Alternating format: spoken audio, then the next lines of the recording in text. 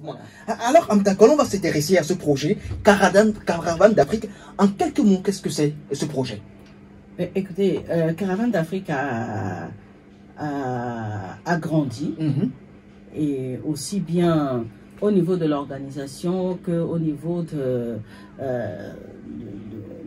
du contenu. Voilà. Et aujourd'hui, vous allez m'entendre dire Caravane d'Afrique Ministry. Parce que Caravane d'Afrique, je me suis levée un matin en tant qu'Amtakol, en tant qu'entrepreneur de spectacles vivants, en tant qu'administratrice de projets culturels, musicothérapeute, tout ce que vous voulez. J'ai beaucoup travaillé avec mon intellect.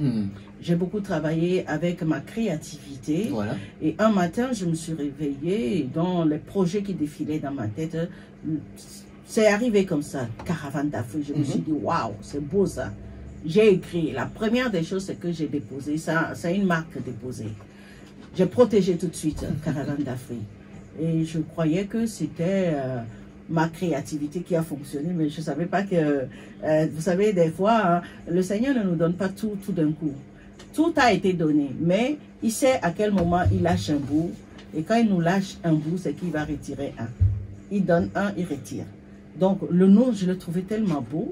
Et moi, avec, quand j'ai mes caravanes d'Afrique, voilà, tout de suite, c'est l'Afrique. Qu'est-ce que l'Afrique a comme beauté? Parce que moi, là où je vis, souvent, quand on va me parler d'Afrique ou des Africains, soit il y a la famille, soit il y a la guerre, soit il y a ci, soit il y a ça. Je dis, mais il y a quand même de belles choses dans mon pays. Ah ben oui. Donc, tout ce que j'ai mis dans la caravane d'Afrique, c'est pour faire ressortir la beauté de mon continent à travers la culture, la danse, les tenues et tout ça, les stands pour représenter jusqu'à ce qu'à la 6e édition, comme je dis, moi je fais beaucoup de songes, mais attention, hein, tout songe n'est pas de Dieu, il faut arriver à demander l'esprit de discernement.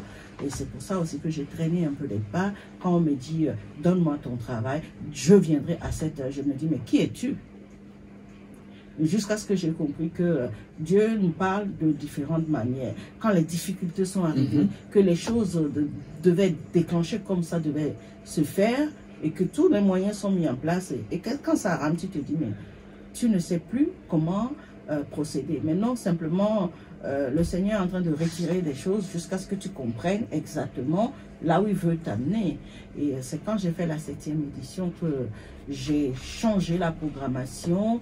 J'ai commencé à mettre Sing and Pray. Mais j'ai paniqué. Hein. Moi, ne me demande pas de ne pas chanter, mais je sais que un jour dans ma tombe, mes os vont chanter aussi. Donc, voilà. Jusqu'à ce que j'ai compris, je ne t'ai pas dit d'arrêter ton travail, mais je t'ai dit de me les donner. Voilà. Mais comment je vais faire? J'ai une population qui me suit, j'ai un programme, mais comment je peux faire? Je ne vais pas arrêter les choses. Et ce que je draine chaque année dans les spectacles, comment je fais?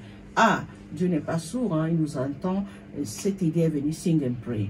Sing and Pray.